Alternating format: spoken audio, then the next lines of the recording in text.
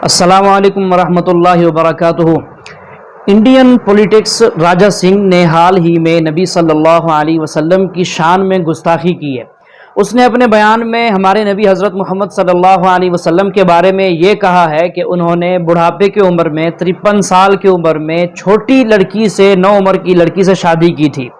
ठीक है, तो असल में ये क्या जाने हमारे नबी की अहमियत और उनकी कीमत को। उनका तो निकाह अम्मा आयशा सिद्दीक़ा रज़ी अल्लाह तआला अन्हा से अल्लाह ताला ने बज़ात खुद किया। अच्छा, मज़ीद अगर देखा जाए तो इन्हीं के पंडित की ज़बानी आपको हम एक क्लिप सुनाएंगे जिसमें वो ये कहता हुआ नज़र आता है कि हमारे राम जी ने जब सीता के साथ शादी की थी तो उस वक़्त उसकी उम्र 6 साल की थी। देखें, इसी का जवाब इसी के पंडित की ज़बानी इसको मिल रहा है। तो और देखें, इसके साथ साथ एक बात याद रखिएगा कि हमारी इस तरह की वीडियोस पेश करने का मकसद सिर्फ ये होता है कि जो हालात चल रहे हैं इन लोगों के हालात से आप वाकिफ़ रहें और कहीं ऐसा ना हो कि हिंदू लोग और इसी तरह मुसलमान जो भारत में रहने वाले हैं वो कहीं इन लोगों की अकीदत दिल में ना रखते हों, ताकि ऐसे लोगों की अकीदत दिल से निकले और इनके बारे में अच्छे जज्बात दिल से निकल जाएं। तो आइए डॉक्टर जाकिर नाइक साहब का बयान इसमें सुनते हैं, वो क्या कहते हैं। और ये गोल टोपी वालों के जो आका है, क्यों ना मैं इनके बारे में सर्च करूं। तो जैसा मैंने मेरा फोन निकाला और मारा इनके आका के बारे में, तो हैरान करने वाला जबरदस्त वीडियो मिला मेरे को, हैरान करने वाला। और बुरके वाला मोहल्ला चैनल का नाम। तो जैसा ही मैंने उस वीडियो को क्लिक किया तो 53 इयर्स एक बुड्ढे के बारे में उस वीडियो में पूरा इतिहास लिखा हुआ है। मैं बोला, अरे 53 इयर्स के बारे में एक बुड्ढे के बारे में कुछ दिख रहा है इसमें, चलो जरा देखेंगे बोल के जब वीडियो देखना मैंने प्रारंभ किया तो उस वीडियो में 53 इयर्स का बूढ़ा एक 6 साल की लड़की से शादी करता है, निकाह करता है। अरे ये तो बहुत गलत बात है। एक 53 इयर्स का बूढ़ा और 6 साल की लड़की से शादी करता है। कितने साल की लड़की? 6 साल। कितनी दुर्भाग्य की बात है यार, एक 6 साल की लड़की से निकाह करना। और सबसे बुरी बात, वो 6 साल की लड़की से निकाह करने के बाद में 7 साल, 8 साल, 9 साल यानी 3 साल उस बूढ़े ने उस लड़की को बड़ा होने दिया। जैसा ही वो लड़की 9 साल की हुई, 9 साल के बाद में उस लड़की के साथ संभोग करता है वो 53 इयर्स का बूढ़ा। क्या करता है? संभोग। कितनी बुरी बात है, कितनी बुरी बात है। हमारे देश में जो गोल टोपी वाले हैं, जो गौ माता को मारते हैं, गौ का मांस खाते हैं, तिलक लगाने वालों की गर्दन काटने के लिए कहते हैं, गले काटते हैं, गर्दनें काटते हैं, यानी इनके ऊपर अगर कुछ बोलो तो डायरेक्ट गोली मारने की सोचते हैं। तो यार तुम जिसको फॉलो करते हो, अगर वो व्यक्ति 14 शादियां करेगा तो तुम भी वही करोगे। आज देश का जनाबा ऐसे नहीं बढ़ रहा है। ये जो हरी किताब पढ़ते हो ना, इसमें जो लिखा हुआ है ना, इसको जो तुम फॉलो करते हैं ना, इसलिए देश का जनाबा बढ़ रहा है। की उम्र उस समय 6 साल की थी सीता जी की। सीता जी की उम्र कितने साल की थी? 6 साल की। आप कहोगे महाराज क्या बोल रहे हो आप? अरे हम ठीक ही बोल रहे हैं, खराब गड़बड़ बोल रहे हैं क्या? 6 साल की। हाँ, भगवान राम में और सीता जी में 9 वर्ष का अंतर। 15 वर्ष की अवस्था राम जी की है विवाह के समय। सबसे पहले माननीय रोशनलाल जी से एक सवाल करना चाहता हूँ। स्वामी दयानंद सरस्वती ने जो अपनी जीवनी में लिखे 7 प्रकाश में, उसमें श्री कृष्ण जी को योगी राज श्री कृष्ण का है, जबकि कि उनकी कोई बीवियां नहीं थी, एक के अलावा। उनका नाम था रुक्मणी और उनसे ही बच्चा पैदा हुआ था पदुम। इन्होंने एक इल्ज़ाम लगाया आर्य जाति पे कि श्री कृष्ण जी की 11,000 पत्नियां थीं। कृपा आप समाधान करें और इसका जवाब आप पूर्ण लें इनसे कि इन्होंने जो इल्ज़ाम लगाया है क्या वो सही है या गलत है।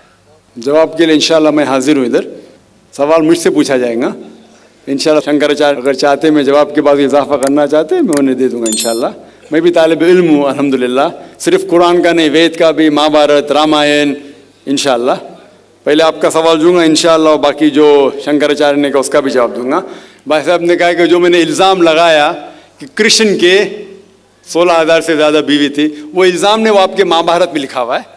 और कृष्ण की एक बीवी नहीं, 8 बीवियाँ थे, 8 बीवियाँ थे, उसमें से रुक्मणी थी, 8 बीवियाँ थी। उसके बाद 16,100 जब जंग के हालत के अंदर उनने 16,100 से शादी की। ये लिखा है महाभारत के अंदर अनुशासन पर्व में। मैं आपको हवाला दे रहा हूँ, किसी भी धर्म में, किसी भी मजहब में जब आप तकरीर करते हैं, जवाब देते, उसका हवाला होना चाहिए किताब से। मैं कहता हूँ या कोई स्वामी कहते या शंकराचार्य कहते, उसकी वैल्यू 0 है। मैं कुछ कहता हूँ इस्लाम में, उसकी वैल्यू 0 है। मैं हवाला दूंगा कुरान और सही हदीस का। तो मेरे तकरीर में जितनी भी मैंने बात इस्लाम के मुतालिक की, उसका हवाला दी, चैप्टर नंबर सूरह माइदा चैप्टर नंबर 5 वर्स नंबर 1, या सही बुखारी वॉल्यूम नंबर 4 हदीस 46। तो ये जो हवाला मैं दे रहा हूँ, ये महाभारत में लिखा हुआ है अनुशासन पर्व में कि श्री कृष्ण ने 16,100 एक साथ में, 8 पहले थे, तो वो 8 को जुड़ के कुल मिला के होते हैं 16,108। तो 16,100 साथ में उन्होंने की, वो जंग के हालत में जब कई लोग मारे गए, तो उस हालत में तो ये इल्ज़ाम नहीं, हकीकत है। अगर आप समझते ये गलत है तो आपको महाभारत में नहीं मानना चाहिए। और जो लोग ने अभी तकरीर किया, मेरी तकरीर के बाद माशाअल्लाह जब शंकराचार्य ने कहा और शुरू किया, उन्होंने पूरी तकरीर में एक अरबी की आयत की तिलावत की, आयत या अरबी बोलें कलमे की तिलावत की, और एक संस्कृत की तिलावत की। और कई लोग ने जब उन्होंने कहा ला इलाहा इल्लल्लाह मुहम्मद रसूलुल्लाह, जब उन्होंने कहा कलमे शहादत ला इलाहा इल्लल्लाह मुहम्मद रसूलुल्लाह, बहुत लोग ने ये समझा होगा कि जो कह रहे हैं शंकराचार्य वो मुसलमानों को बहलाने के लिए कह रहे होंगे। उनकी क्या नीयत थी अल्लाह वालम, मैं नहीं जानता, मैं उनकी नीयत के ऊपर शक नहीं कर सकता। लेकिन क्योंकि मैं तालिब इल्म हूँ इस्लाम और दिगर मज़ाहिब का, मेरे दिमाग में फौरन जो वो कह रहे थे कि ये एक कलमा वेद का निचोड़ है, पुराना का निचोड़ है, जो वो कह रहे थे, फौरन मेरे दिमाग में वो श्लोका याद आने लगे। और शंकराचार्य बिल्कुल सही कह रहे थे, उनकी नीयत क्या थी अल्लाह आलम, लेकिन वो बिल्कुल सही कह रहे थे कि अगर आप हिंदू मजहब की किताब पढ़ेंगे, उन्हें सही कहा कि हिंदू मजहब, ये नाम जो हिंदू है ये ब्रिटिशर्स ने दिया है, अंग्रेजों ने दिया। ये हिंदू लफ्ज जो है अंग्रेजों ने दिया है, सही नाम होना चाहिए वेदांतिस या सनातन धर्म। ये हिंदू जो नाम है ये हिंदुइज्म अंग्रेजों ने दिया। हिंदू नाम सबसे पहले पर्शियन लोग ने जब आए थे हिमालय के जरिए, और जो अरब लोग आए थे हिंदुस्तान में, उन्होंने नाम हिंदू दिया। और आप इंसाइक्लोपीडिया ब्रिटानिका में पढ़ेंगे वॉल्यूम नंबर 20 रेफरेंस नंबर 581, उसमें कहा गया है कि Hinduism is a group of beliefs for people living in India. तो हिंदुइज्म जो लफ्ज है ये अंग्रेजों ने दिया है, सही लफ्ज होना चाहिए सनातन धर्म। और बिल्कुल सही है कि सबसे ऊंची किताब हिंदुइज्म में वेद और उपनिषद पुराना। अगर आप पढ़ेंगे छंदोग्य उपनिषद अध्याय 6 सेक्शन नंबर 2 श्लोका नंबर 1, उसमें लिखा गया है एकम एविदित्यम, भगवान एक ही है, दूसरा नहीं है। श्वेताश्वतर उपनिषद में लिखा हुआ है अध्याय 6 श्लोका नंबर 9 में नाचस्य कशिज जनिता न चदीपा, ये संस्कृत कोटेशन है। इसके मानी होते कि उस भगवान का कोई रब नहीं है, ना कोई वालिदैन है, उसका ना कोई पालने वाला है, ना वालिद है ना वालदा है। आगे आप पढ़ेंगे लिखा हुआ है श्वेताश्वतर उपनिषद में अध्याय 4 श्लोका नंबर 19 में न तस्य प्रतिमा अस्ति, उसके जैसा कोई भी नहीं है। और सारे किताबों में से जो सबसे ऊपर किताब है, जिस तरह शंकराचार्य ने कहा, वो है वेद। और 4 वेद है, ऋग्वेद, यजुर्वेद, सामवेद और अथर्ववेद। यजुर्वेद में लिखा हुआ है अध्याय 32 chapter number 32 shloka number 3 verse number 3 में लिखा है न तस्य प्रतिमा अस्ति, उसका ना कोई अक्ष है, ना कोई बुत है, ना कोई तस्वीर है। उस भगवान का ना अक्ष है ना तस्वीर है। और आगे लिखा हुआ है यजुर्वेद में अध्याय 40 श्लोका नंबर 9 में अंधात्म प्रविशन्ति या असमुति उपास्ते। अंधात्म मीन्स अंधकार, प्रविशन्ति मतलब अंदर जाना। वो लोग अंधकार में जा रहे हैं जो लोग असंभूति की पूजा करते हैं। असंभूति मतलब कुदरती चीजें, हवा, आग, पानी।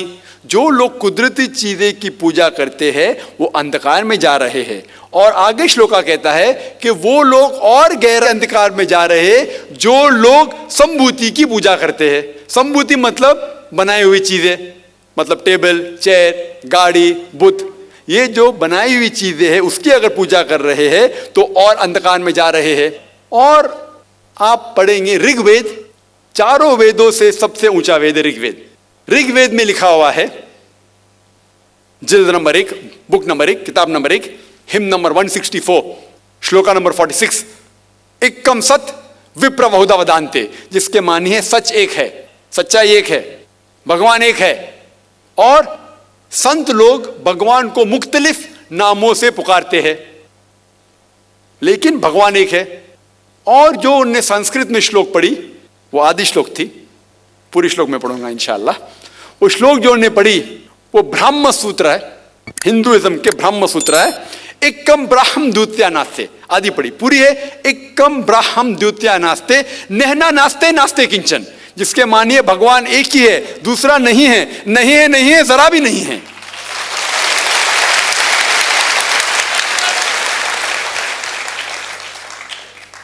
ये पूरा ब्रह्म सूत्र है। वक्त की किल्लत की वजह से उन्हें आधा पढ़ा और मुझे ऐसा लग रहा था जैसे कि उनने मेरी एक तकरीर सुनी जिसका मौजू है similarities between Hinduism and Islam, Hinduism और इस्लाम में यकसानियत। ये हो गया पहले पाठ कलमा का, ला इलाहा इल्लल्लाह, ना कोई माबूद है अल्लाह के सिवा। अभी दूसरे पाठ है मोहम्मद सल्लल्लाहु अलैहि वसल्लम, मोहम्मद रसूलुल्लाह, मोहम्मद सल्लल्लाहु अलैहि वसल्लम रसूल है।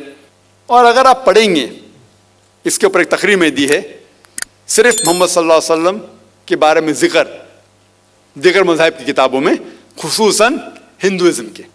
और अगर आप पढ़ेंगे, पुराना का जिक्र किया उन्होंने, भविष्य पुराना में पर्व 3, खंड 3, अध्याय 3, श्लोका 5 to 8, उसमें लिखा हुआ है कि एक मलेच्छा आएगा, मलेच्छा मतलब फॉरेनर, बाहर का कोई शख्स आएगा, उसका नाम होगा मोहम्मद। वो अपने साथियों के साथ आएगा, जिसका मतलब साहबियों के साथ, और वो लोग को सही दिशा दिखाएगा और राजा भोज उनको इज्जत देंगे। आगे पढ़ेंगे आप भविष्य पुराना पर्व 3, खंड 3, अध्याय 3, श्लोका 10 से लेके 27 तक। उसमें लिखा हुआ है कि ये शख्स आर्य धर्म को फैलाएगा, सच्चा धर्म को फैलाएगा, और इस शख्स के मानने वाले दाढ़ी उगाएंगे, सिर पे शेंडी नहीं रखेंगे, लोग को नमाज के लिए बुलाएंगे, एक इनकिलाब दुनिया में लेके आएंगे, गोश्त खाएंगे लेकिन सूअर का गोश्त नहीं खाएंगे, और ये सच्चाई फैलाएंगे, उनका नाम है मुसलमान। ऐसे कई मोहम्मद सल्लल्लाहु अलैहि वसल्लम का जिक्र भविष्य पुराना में है, ऋग्वेद में है, सामवेद में है, अथर्ववेद में है, और खुसूसन अगर आप पढ़ेंगे पुराना में भी है, जिसका नाम है कल की पुराना। और कल की पुराना अगर आप पढ़ेंगे, अध्याय 2, chapter number 2, verse number 4, 5, 7, 11 and 15, जिसका भागवत पुराना में भी जिक्र है, volume number 2, verse number 18 to 25, 18 से 25 तक, जिसमें कल की पुराना का जिक्र है। कल युग में एक शख्स आएंगे जिसका नाम है कल की, उनके वालिदा का नाम है सुमति और वालिद का नाम है विष्णु यास। सुमति के मानिए अमन, अमन करने वाली, और हम जानते हैं कि हमारे पैगंबर, आखिरी पैगंबर सल्लल्लाहु अलैहि वसल्लम के वालिदा का नाम था आमिना, जिसका मतलब है अमन फैलाने वाले, और विष्णु यास मतलब भगवान की इबादत करने वाला, और हम जानते हैं मोहम्मद सल्लल्लाहु अलैहि वसल्लम के वालिद का नाम अब्दुल्ला था। इस तरीके से मोहम्मद सल्लल्लाहु अलैहि वसल्लम के आने का जिक्र कल की पुराना में है और भागवत पुराना में भी है। तो इस बुनियाद पर ये पूरी तकरीर कर सकता हूँ मैं 2 घंटे के लिए, 4 घंटे के लिए, सिर्फ मोहम्मद सल्लल्लाहु अलैहि वसल्लम का जिक्र हिंदू मज़ाहिब की किताबों में। अभी वक्त नहीं है, लेकिन ये दोनों जोड़ के जो शंकराचार्य ने बिल्कुल सही कहा, ला इलाहा इल्लल्लाह मोहम्मद रसूलुल्लाह के निचोड़े का ना कोई माबूद है अल्लाह के सिवा, और मोहम्मद सल्लल्लाहु अलैहि वसल्लम के पैगंबर है। लेकिन आखिरी में हमारे मोहतरम शुएब साहब ने कहा कि अल्लाह उन्हें हिदायत दे, और मैं भी अल्लाह ताला से दरख्वास्त करता हूँ कि अल्लाह उन्हें हिदायत दे।